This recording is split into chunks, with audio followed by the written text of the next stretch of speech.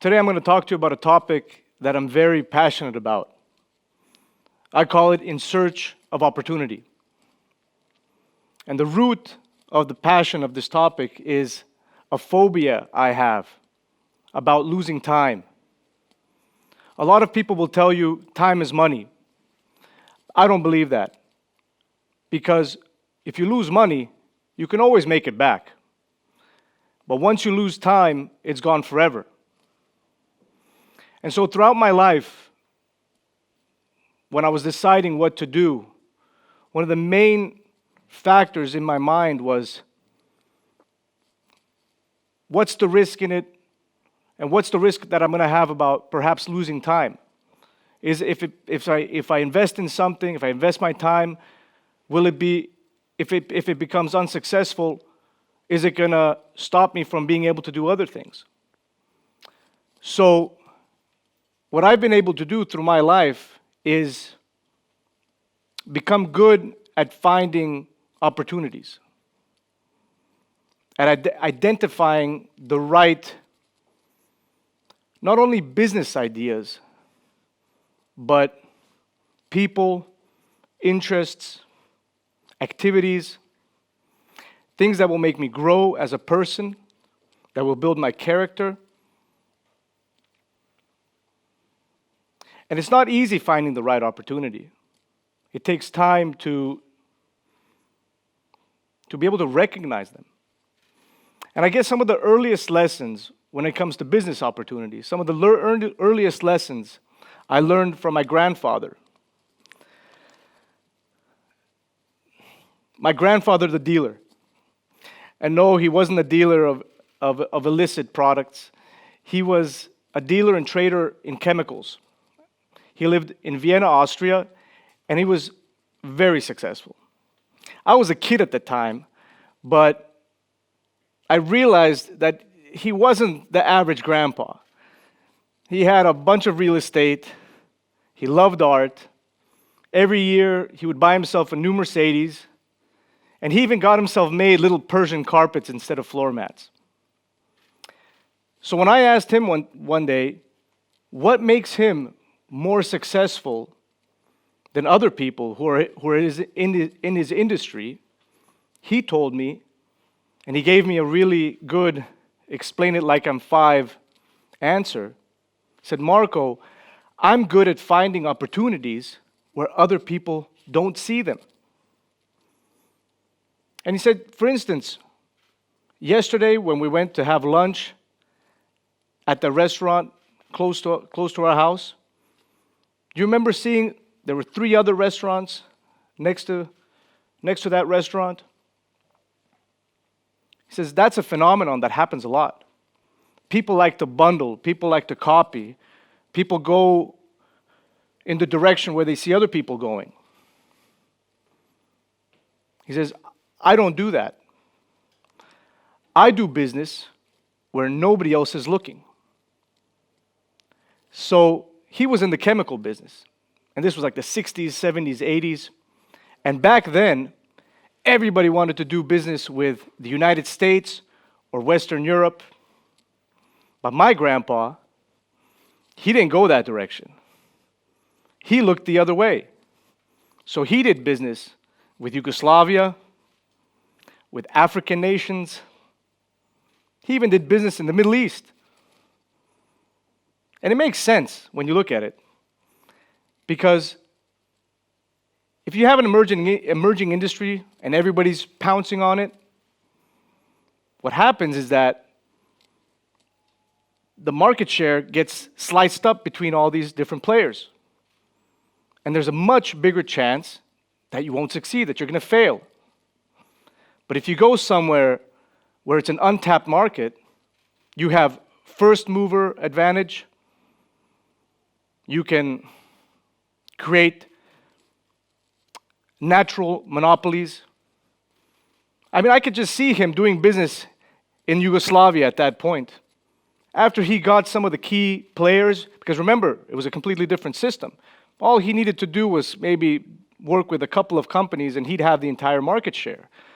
And after that, he'd probably have to just go and eat lamb every once in a while with the directors. It was a good business model. He was basically a big fish in a small pond. The problem is, how do you recognize this opportunity? How do you force yourself to look the other way? Well, he told me a story that rings to me to this day. And he didn't make this story up. It's something that's been told, different versions of it throughout time. But it goes basically like this. There's an owner of a shoe factory, and he wants to expand his business to new markets, particularly to Africa. And so he sends two of his best salesmen to go check out the market, to do some due diligence, market research, and to come back with the analysis of whether he should invest in the market or not. And so the two sales guys, they go to Africa, they spend some time there, they do their due diligence, the market research, and they come back. The first salesman, he tells the boss, you know what, I don't think we should invest in Africa. I was there, I went all over the place, and the problem is, nobody wears shoes in Africa. We're not going to sell one shoe. And as the story goes, the other salesman runs in the room. He's super excited. He says, look, I don't know what you guys are talking about, but I'm just too excited. We have to invest all our money, all our resources into Africa. It's an untapped market. We're going to make millions. Nobody wears shoes. So it's interesting. You can have two people with, they probably have very similar backgrounds. They're in business, they're in sales. They can kind of, their job is to identify opportunity, but yet one of them doesn't see the opportunity and the other one sees it. So to conclude this first part of my talk today, and to give you kind of a guidance of where you should maybe be looking concerning business development and business ideas, is look the other way. If everybody's doing one thing, do something else. Or if everybody's doing something here, you do something over here. Big fish in a small pond. Today we live in a globalized world. You can do business everywhere. Find the place that's going to bring you the most success. Because I have to tell you one more thing. A lot of the times people are going to tell you, oh, you should find your passion. You should do something that you like to do. I believe business is about making added value, but it's also about profit.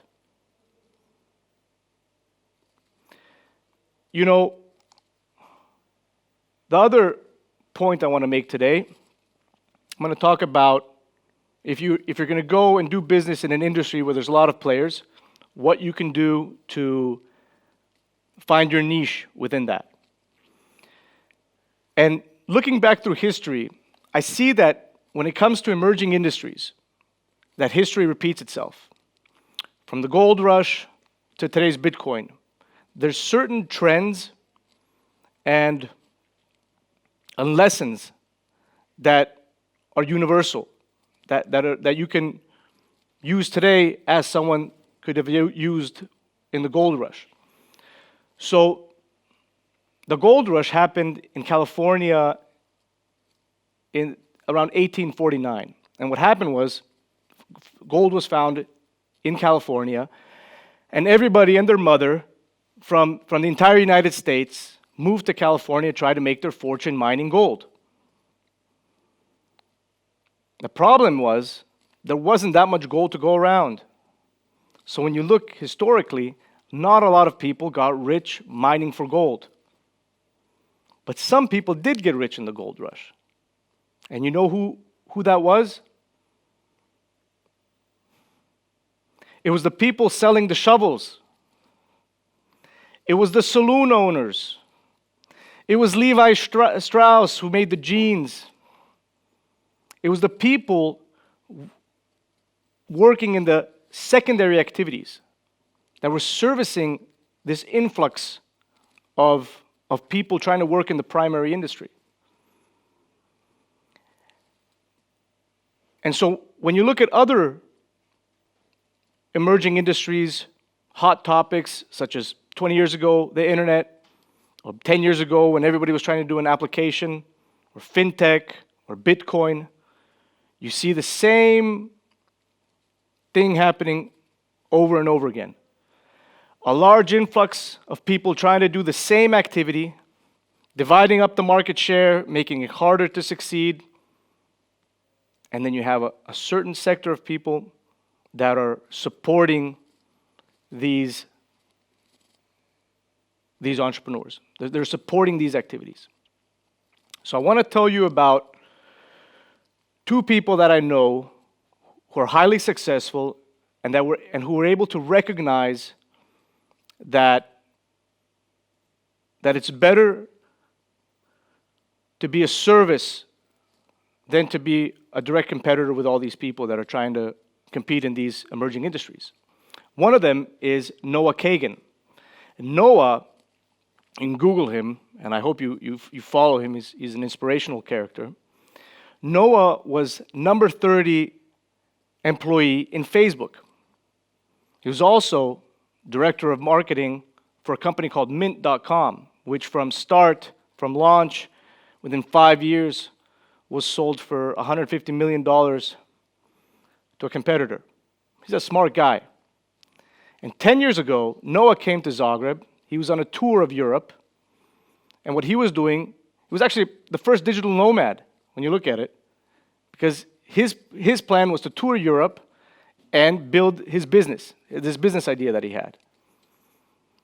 So Noah had this idea for something that still exists today. It's a website called AppSumo.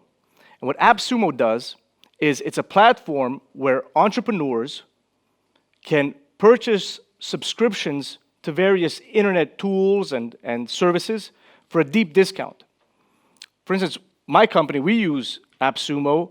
We use it for a certain server subscription. We use it for some tools tools that help us that help us control or help us control our social media. We use it for a service that allows us to download stock photos for our promotional material, and for deep discounts.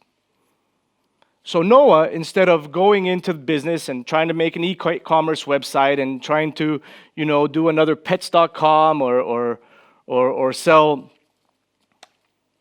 socks over the internet or something niche, he said, no, I'm going to do an idea. I'm going to make a business that's going to help other people that are trying to do something succeed. So it's a secondary activity. It's a very similar story with Jan. And I'm sure when you hear his name, you're going to know who I'm talking about. It's Jan de Jong. And I'm very humbled and proud to call him a friend. Jan is a guy that inspires me. So Jan came as a student. He was like 24. He came to Croatia from the Netherlands. And he decided he was going to launch a call center business in Croatia because he saw that a lot of companies were expanding their business and they needed inbound and outbound call center services. Basically, it's a sales channel because when somebody calls you, you can solve their problem, but you can also offer them a new service or product. So he was a pioneer in this field in Croatia, and his company grew to I think it was 300 operators, which is huge. He sold his company, but Jan, he can't stay still. He's got to keep on innovating. So Jan's good at seeing trends, and he saw that more and more businesses were going online, more and more e-commerce websites. Companies that are traditionally offline are going online. I mean, I bought some bread online the other day, and he saw this a couple years ago. And so what he launched is something called Web Power Adria. And Web Power Adria is a newsletter service that allows companies to send newsletters to their email base. And it's actually a genius idea. Every business knows who their customers are, and they probably have some email addresses. And I think it's 9 times more expensive to find a new customer than cater to an old customer. So it's a great idea that you have a media that gets seen. Because today, I don't know if you know the statistics, but there's a higher chance that that an airplane's gonna crash with you in it than you clicking a banner. And here you have a channel where it's customized news being delivered, or customized marketing material being delivered directly to your customers. And the closest competitor that he has is, I'm not allowed to say the name, it's a monkey, but the closest competitor is not in this market, doesn't give local support, and there's a bunch of other reasons why he has a competitive advantage in this market. But again, it's an example of, instead of going where everybody's going and do something, everybody's going into e-commerce, he says, no, I'm going to help support the people and the companies doing the e-commerce. And so today, if I can come to a conclusion, when looking for good business ideas, in search of opportunity, either look the other way, or if you're going to look in the direction where everybody else is looking, look at supporting activities. Be the support. Sell the shovels. Thank you very much. It was a pleasure talking to you today.